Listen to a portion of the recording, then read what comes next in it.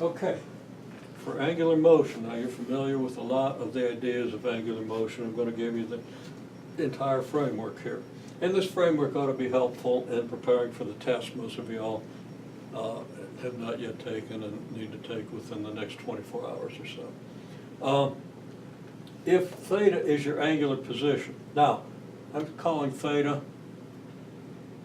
a vector. Okay, so let's be sure we understand what this means. Theta for rotation is measured from something that a positive x-axis counterclockwise, meaning that theta is a displacement from the counterclockwise direction. Okay? It's in this direction. Okay? So that makes theta a vector. Okay?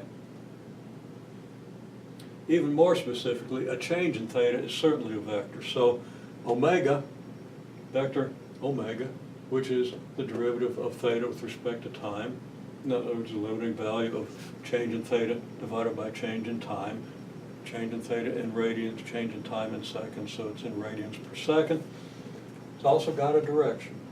And for rotation in this direction, if theta changes for positive t, a positive change in t, if theta changes in this direction, then omega's in this direction. If a positive t makes theta change in this direction, well, then your angular velocity is in the opposite direction. Okay, this is just a vector, okay? There are some real confusing but very neat applications of these vectors, as you'll see. Alpha then is the derivative of omega with respect to t, okay? If your change in omega is in this direction, then alpha is in this direction. If your change in omega is in this direction, then alpha is in this direction, okay? Right-hand rule tells us in every case. And you need to use that several times to get an idea of the power of the whole idea. It's not in any way immediately obvious. Then our torque equals moment of inertia times angular acceleration. And I just erased all of that, but that's essentially what I had on the board. But I'm not sure I ever wrote it in this form. Anyhow, that just follows immediately. Your work turns out to be, I said product of torque and angular displacement. I just had tau times delta theta with no arrows. Turns out that if we do this in general, you could have something rotating in this plane, okay, so its angular velocities in this direction, but apply a torque in this direction, okay, which would be a torque in this direction. How does that change your angular velocity? It turns your angular velocity this way. So try to rotate the thing this way, it wants to go this way.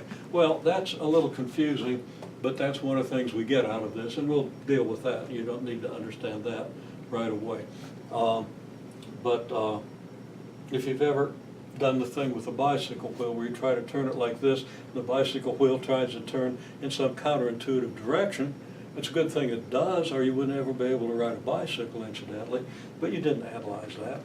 You didn't analyze that in terms of cross product. But that's where your explanation lies for the stability of a bicycle. And for the behavior of the bicycle wheel, which is very counterintuitive. It's just the way these vectors combine, and the combination of the vectors, once you understand this, is actually something that's fairly simple and not that difficult to visualize.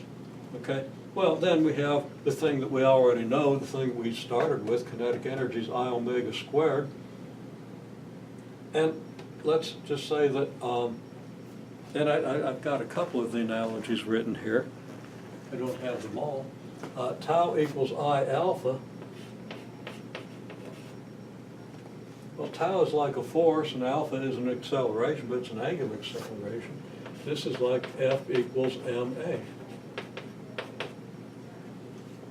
Just an analogy. Tau takes the place of force, moment of inertia takes the place of mass.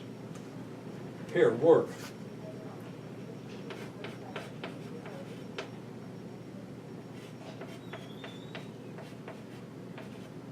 it's like F parallel delta S. Okay, now there's a vector form of that.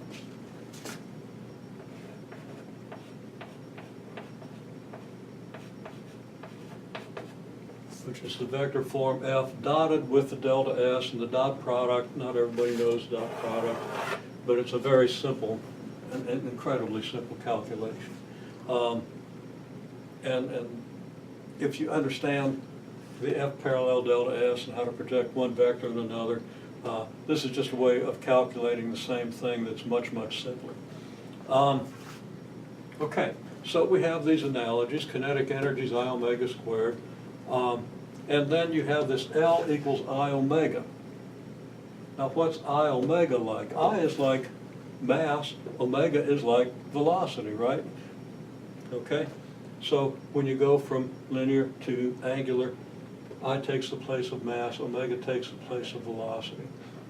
So this is like mv. Okay? And of course we use P for momentum, so this says momentum or mv. So this is momentum. What's this?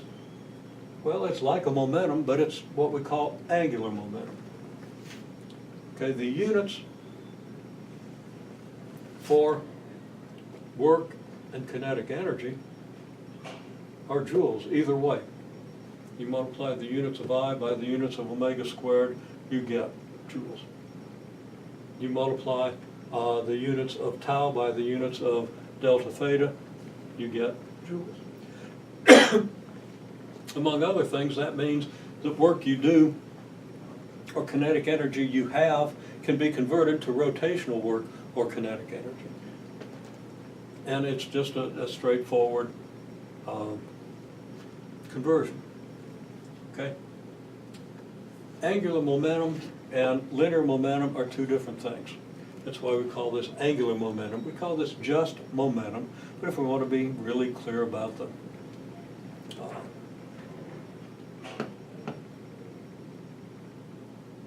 difference between the two, linear momentum is necessarily the best thing to call it. We call it translational momentum, okay? And an object can have translational momentum as well as linear momentum. Okay. You know, you take a frisbee and throw it. It's got rotational momentum, angular momentum, it's got linear momentum. And they're not interconvertible because they're completely different things. You can see that they're different in a very easy way. Just work out the units of this and work out the units of this. Okay? The units of I, well, I is mr, the sum of all your mr squared, so clearly it's going to have units of mr squared, which is kilogram meter squared. Omega is units of radians per second. So that's, you know, omega has units of delta theta over delta t, angular displacement over time interval. That's going to be radians per second. Okay, so if I multiply I times omega, I'm multiplying kilogram meters squared by radians per second. Okay, well, a meter times a radian, a meter of radius times a radian of angle